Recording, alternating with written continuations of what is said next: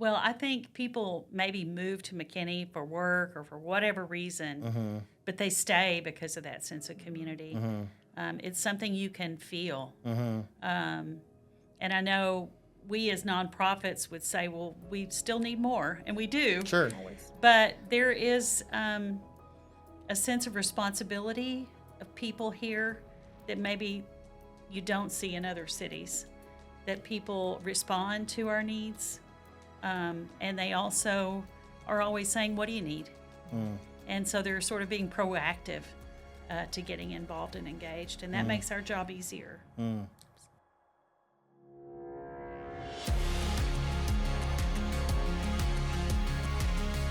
Hey there, welcome to another episode of McKinney Momentum. I'm Luke. I'm the social media and marketing manager here for the McKinney Economic Development Corporation, and I'm excited to bring to you an episode today about such a special organization right here in McKinney that is doing so much good for the world. And what a special time to tune in. If you're watching this when it's airing around Christmas time, you have picked the right episode to tune into. So today I have from Samaritan Inn, Jill Scigliano and Dana Riley. Thank you guys so much for being here today.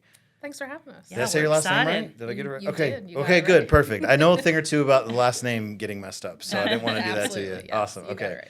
Go ahead and introduce yourselves, and then we'll kind of get into the backstory of Samaritan Inn, what y'all are about, what you do, all that stuff. Yeah. My name's Jill Scigliano. I'm the CEO of the Samaritan Inn here in McKinney. Perfect. And how long have you been in this role? I've been in this role for almost 3 years now. Nice. Okay. Perfect. Love to see it. I'm Dana, we know you're no stranger to McKinney. I'm not. You know, I added up recently. I've been working in McKinney specifically for almost 15 years now. Wow. So, At one point with the city, volunteer McKinney. Yes. I mean, yes. you live, work, breathe. It's where my heart is. So, love that.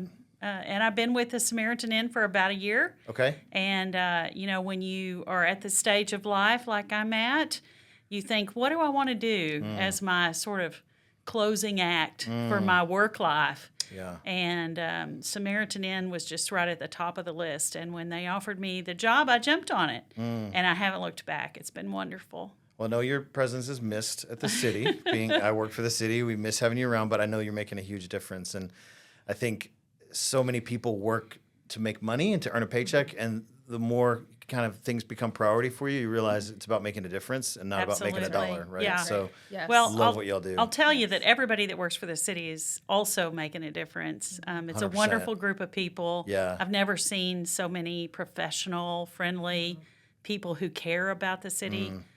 So I do miss my friends over there. Still Yeah. see them on Facebook. Yeah, you still get to stay connected. And you didn't go to like Portland, Oregon. No. You're still right I'm here, right right? here. So Right around that's the corner. Yeah. fantastic. And we So- love having Dana, and no, you can't have her back. Yeah, no, I was going to ask. I was going to turn this into a fight Yeah. club over Dana getting back, but no, that's good.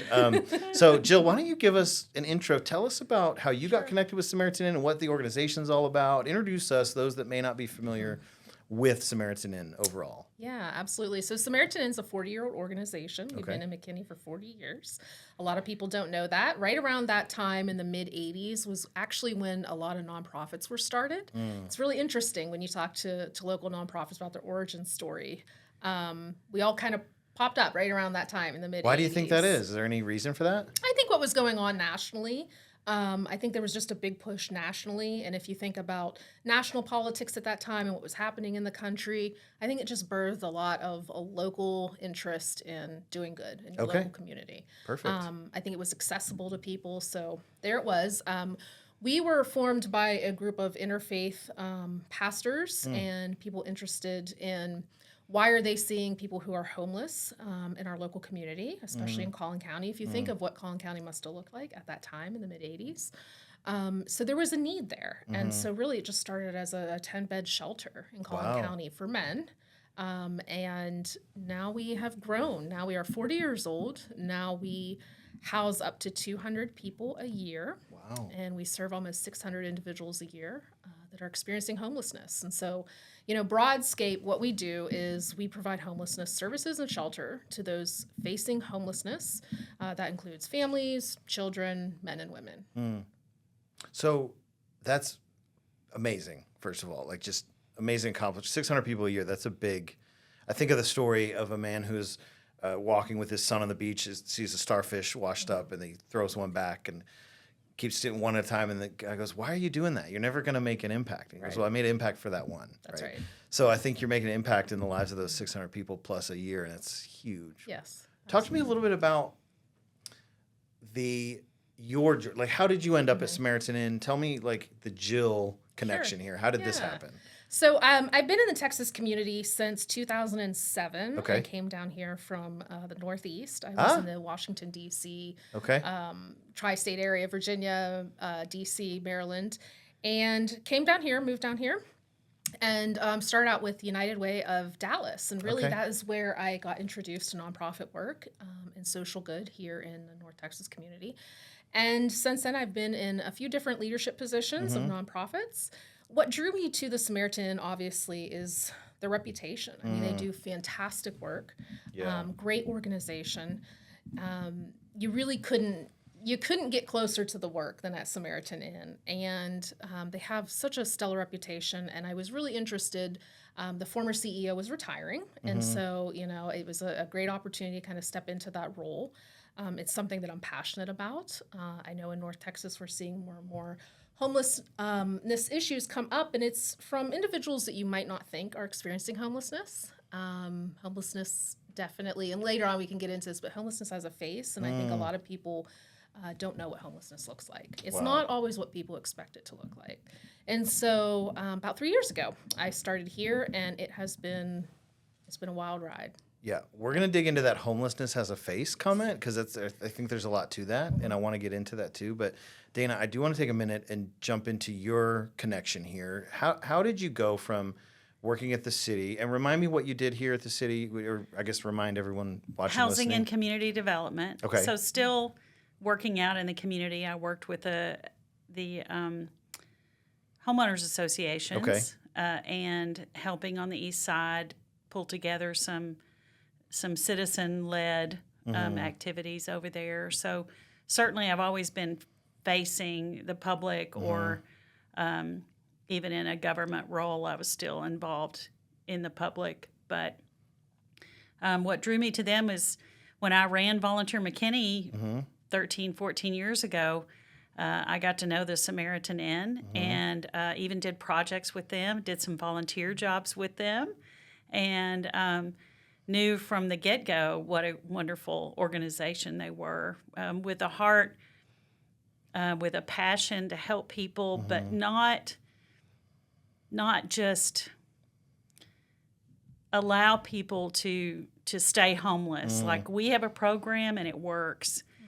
So if you are willing to do what our program wants you to do, then you will be able to be successful on the other side. So that was very appealing to me because I believe that giving people a handout has its place, but really what we do is the hand up, and we give them the skills, the information, the education that they need, and then their own gumption is what gets them out of homelessness and into being successful. I love that. Yeah. I think a lot of us watching or listening know someone who's battling with homelessness or various issues and is always wanting to help them, but also not feeling like necessarily we want to provide enablement either. So Yes. that's a tough line to walk. I love what you said, a hand up, not a handout. Right, So I right. read a book a number of years ago called When Helping Hurts. Yes, And I've that read that sometimes, book. yeah, it's good, Yes. right? Yeah, You can great actually book, yeah. sometimes do more harm than good with Yes. good intentions. Yes.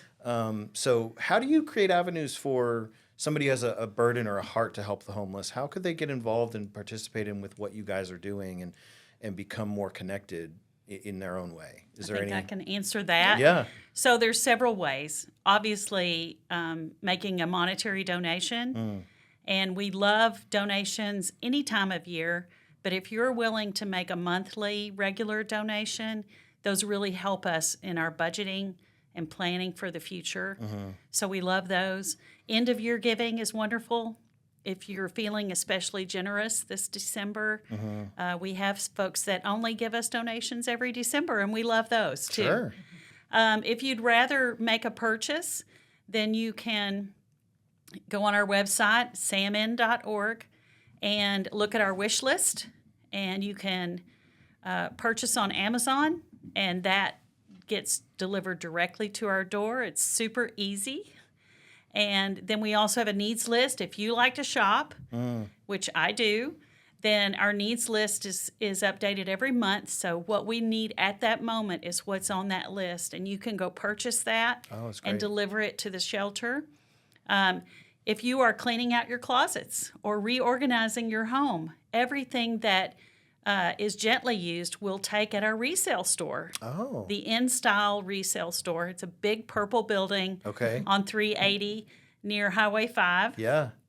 And you don't even have to get out of your car. Ooh, you just pull up and they will unload for you, give you a receipt, and that money goes directly back to our shelter, and it really makes a huge impact. Okay. So if you want to purchase things there, go inside and you'll find wonderful antiques and clothing and toys and books and knickknacks and kitchen items. Everything that you need is there that somebody else doesn't need.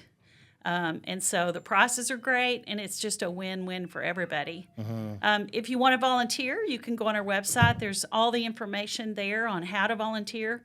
We have over 200 volunteers every week who come and help us do what we do. Wow. Matter of fact, if they all left this week, we would have to shut down. Wow. Because they are such a vital part of our organization. That's huge. And then we have special event volunteers. Maybe your family's coming in and you just want to do a quick project. We can facilitate that for you. If you want to come and serve a meal in our kitchen and serve our residents directly, there's an opportunity there for you to do that. That's great for groups or corporate groups who want to help. So we have lots of opportunities for you to serve, whether that's one-on-one or through donations. I love that. And I think what was interesting about what both of your stories that brought you to Samaritan Inn, it was the reputation of the organization. It was like very well known in the community. It's been around since the 80s. But more than that, it was making a difference, and I can get on board with that, right? Yeah. So you both kind of had different paths that led you to the organization, but the same heart and vision for that. So I love that. I love having an organization with such a great reputation in our community. I didn't know as much about the resale store. So tell me a little bit about that. Has that been around the same amount of time? Not the same amount of time. Okay. Actually, it was a really generous donor who donated the building to us. Okay. We had always had the idea. Right now what's happening is if nonprofits really don't have an earned revenue income stream, they're struggling. It's hard to raise money. So it's great to have, to Dana's point, to have that earned income come in. And what we get to do is take stuff that people don't want and resell it. So the people who do want it and need it. And all that money comes back to the program. It's a great way also to face the community, to be forward-facing to the community. A lot of people who need services come to us through In-Style resale store. And so they see that purple building. They go in the store to buy something. They say, actually, I have a friend who's dealing with homelessness, or I myself am dealing with homelessness. And it's a great way for them to get connected to our services. And then, like Dana said, there's no easier way to give things. And we all have stuff in our house that we, are trying to get rid of, and that we're making space, and we're doing cleaning. It's year-end. You're going to be buying your kids a lot of toys. You're going to be, getting new clothes. It's a great time to clean out your closet, clean out your kids' old toys, stuff they don't play with anymore. Bring it to In-Style. We can sell it. We can make money for the program. And so it's just a great way for us to be forward-facing and have another outreach into the community. Love that. Now, I do want to reemphasize all of the operating revenue and everything comes from generous donors. So it comes from people in the community. So the In-Style is a great asset. It's a great resource. It earns some income, but the majority of what happens day in, day out at Samaritan Inn dependent on these generous hearts in McKinney. Absolutely. Yeah, we rely on donors for most of our support.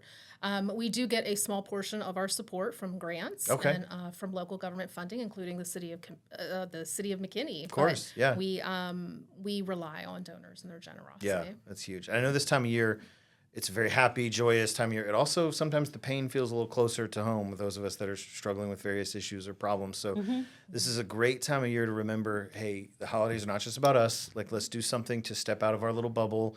We see the Salvation Army buckets, and we're reminded constantly of the spirit of generosity that we need to embody sometimes in this time of year. And so I hope that people take the opportunity to, participate in that and donate to this incredible organization. It's a great way for you to show your children what giving is about. Rather than telling them, bring them in for a tour, have them clean out their closet, talk about the fact that not every child has their favorite red truck like you do.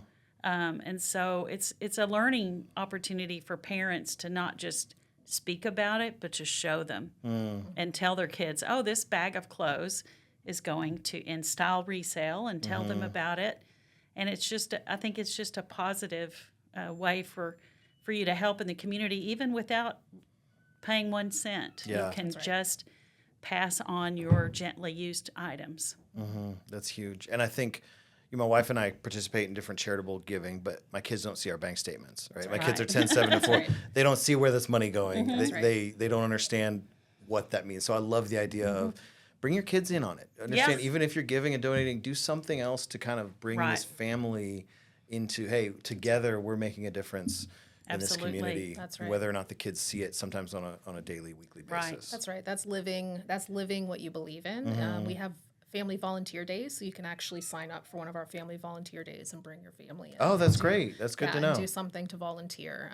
We have all kinds of different projects, from beautifying the outside and working out, if you like doing that, working out in nature, to serving meals, to doing fun art projects with the residents. At any given point in time, a third of our residents are children. Or Wow. people under 18. So Yeah. there are people there with their families receiving services. And a lot of the people who come stay with are situationally homeless. And so a crisis happened. They ended up on our doorstep, whether that's losing a job, whether that's a health crisis, something that happened that they weren't prepared for.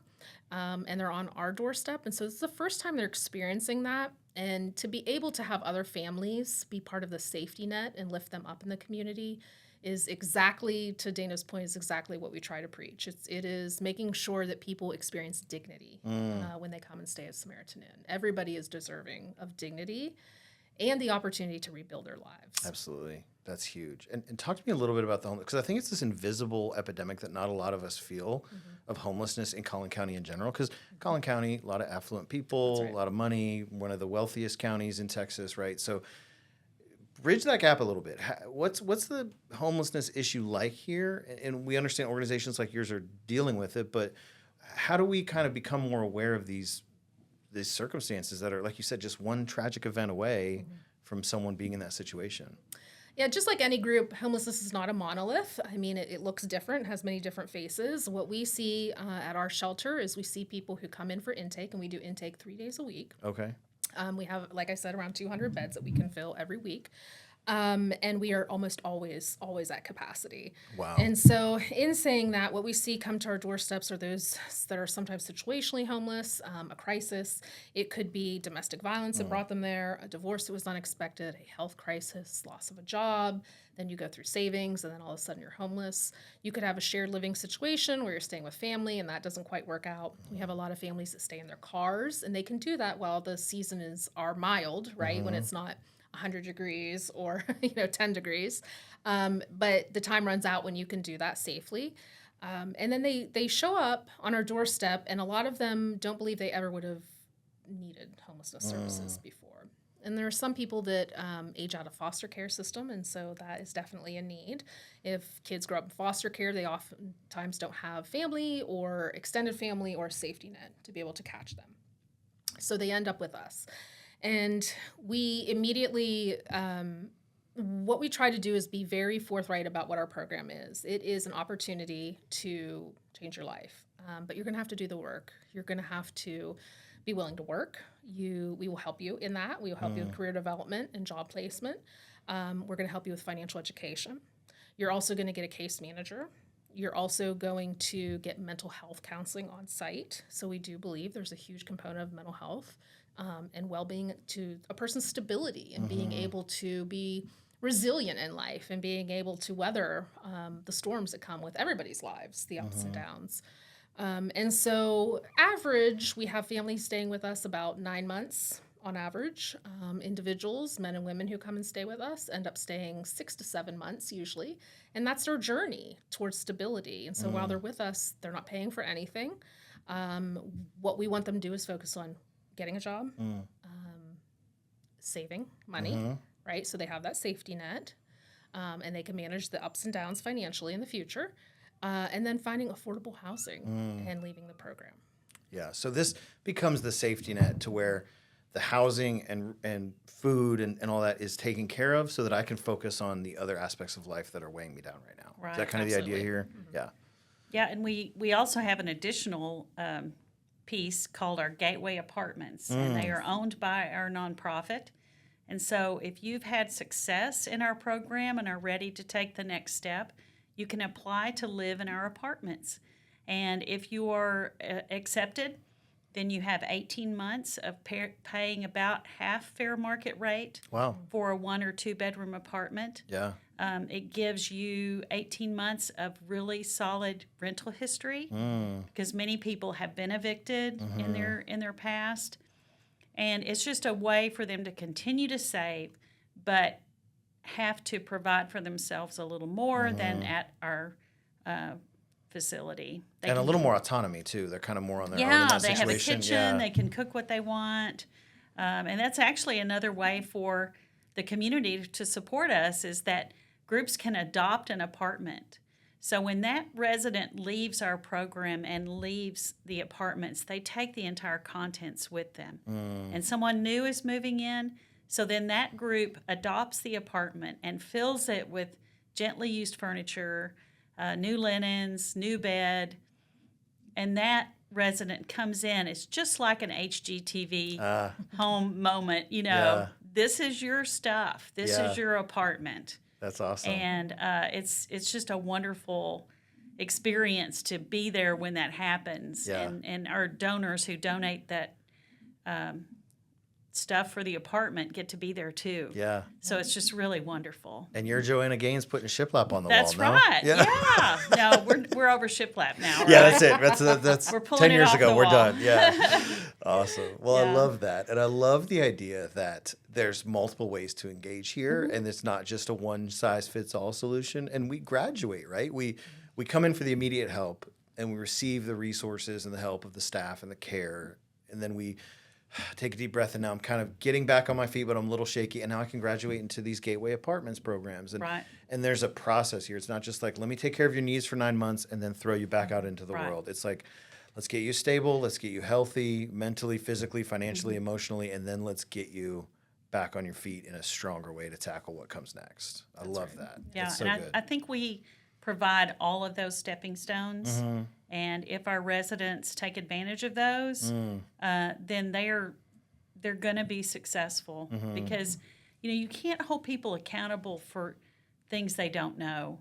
And if they never knew anything about financial education, if they don't understand credit, if they've never been taught how to be a parent, those are all things that we provide for them. And so huge.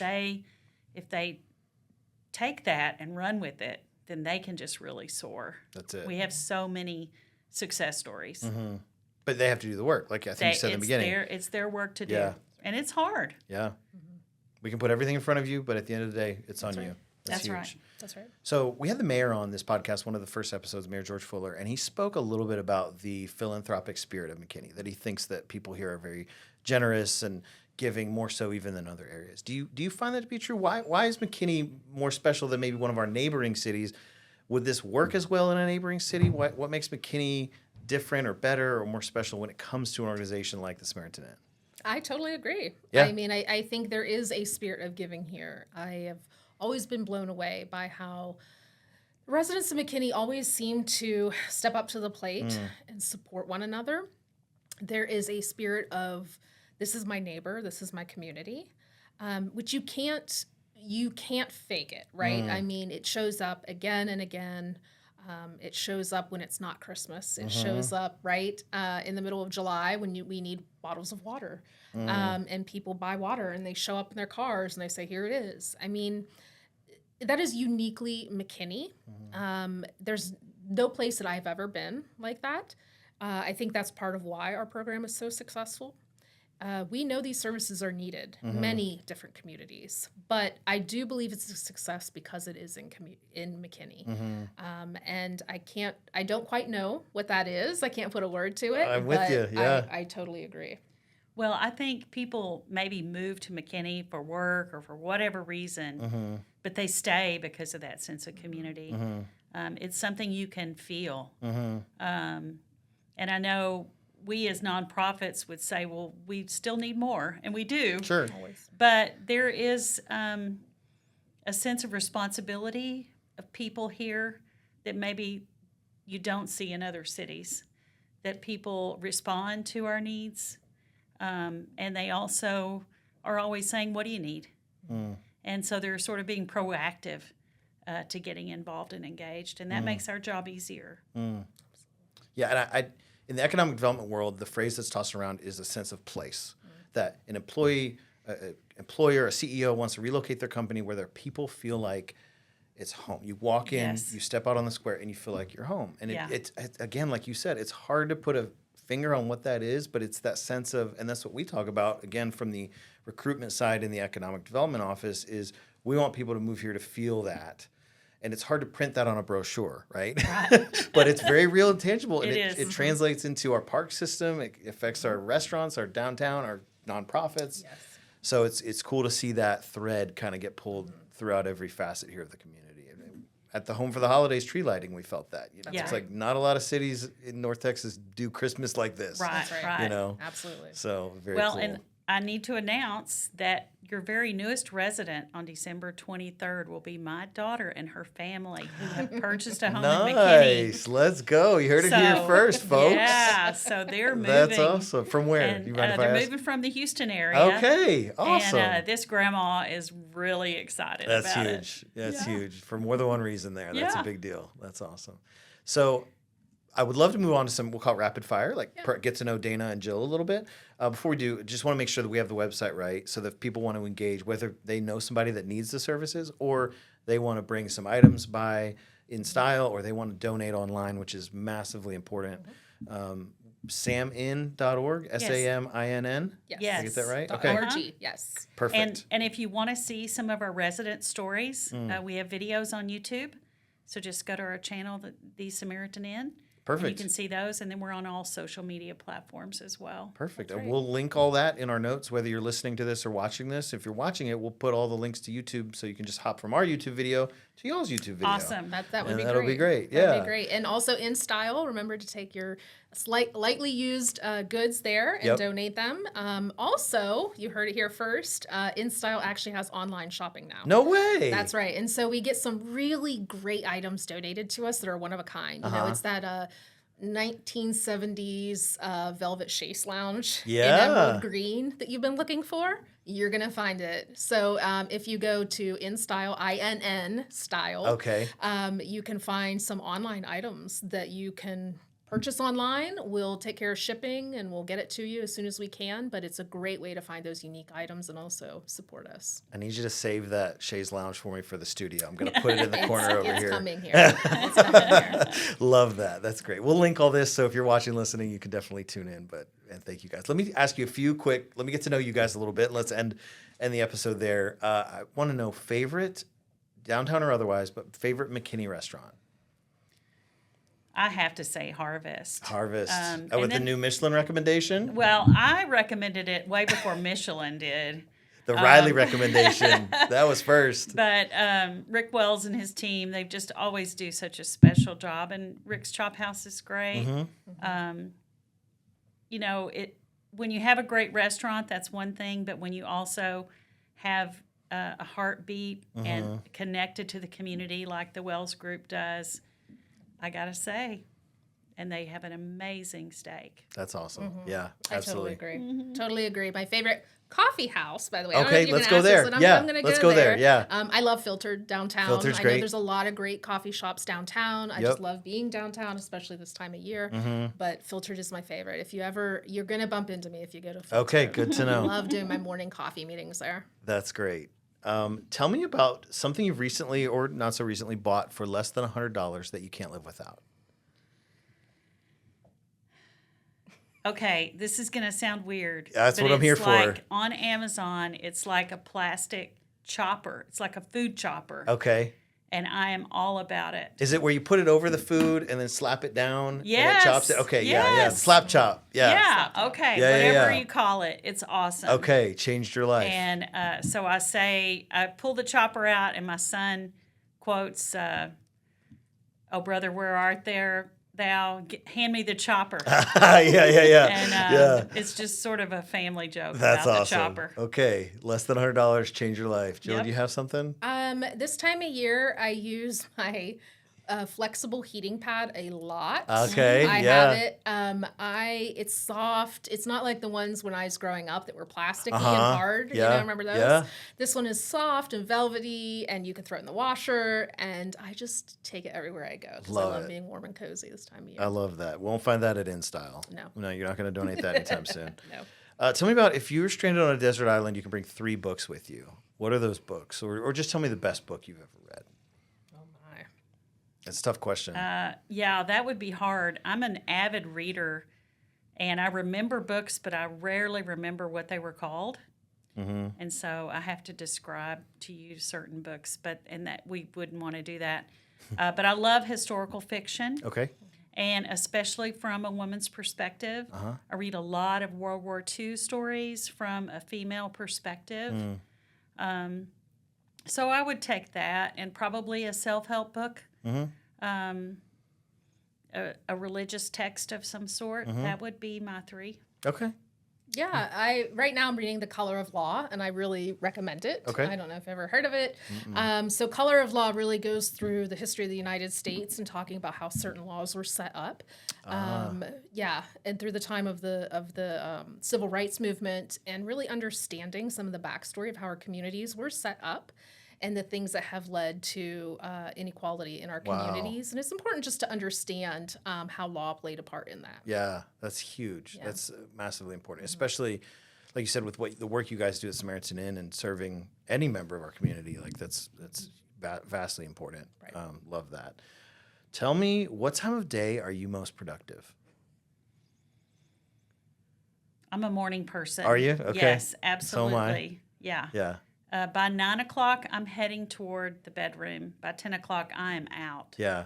In the evening. In the so evening, you've had your full day. And Yes. Yeah, I hear you. So mornings. Yeah. I am really productive, and this is bizarre. I don't know. You know how they do those quiz, like, are you a lion? Are you a dolphin? Yeah, yeah. Depending on what time of day you're really Yeah. productive. Are you a bear? I'm really productive from like 4 p.m. to 8 p.m., and I don't know why. Wow. Okay. But I love, it's when I leave the office. And I just get my laptop, and that's when my creative time is. It's okay. apparently when things start pinging in my brain. Yeah. And I can get productive things done at Yeah. that time. Because I do feel while I'm at the office, it's just a lot of to-dos. Sure. Right? Emails Stuff and on- meetings. emails Yeah. and Yeah, all that yeah. stuff, and meetings. Yeah. But when my creativity and actual deep work happens is 4 to 8 p.m. I don't know why. I have what I call a creative lightning strike every evening around 9 o'clock. wow. I'm actually a morning person, and I Okay. get up and going early in the morning, and my brain just turns on. But for some reason, it's like everyone else is done for the day, and my brain just gets this creative spark. I That's don't know, interesting. but that 4 to It's 8 probably p.m. as you go home, you start to relax, right? Yeah. And your day is done. And Yeah. then your brain's like, oh, now I can be creative. Yeah, dream a Yeah. little bit. Yeah, Yeah, yeah. love that. Yeah, That's could huge. be. Well, I'm so thankful you guys were here with me today, and this has just been fun getting to know you, getting to know the organization, getting to know some of these underlying epidemics that are going on in our own backyard and how we can participate. And so thank you both for being here and just sharing the heart, vision, story. It's obvious you live, eat, breathe what you do, and it's making a difference in our community. So, Thanks, Lou. Thank you. yeah. Thank you Is for there having anything we us. haven't mentioned or anything we should think, oh, we need to mention this or I think lastly, if you're interested in a tour, I'd love to give it to you. perfect. So Yeah. give us a call and we'll get it set up, and we can do it before Christmas. Get to the Great. chopper. Yeah.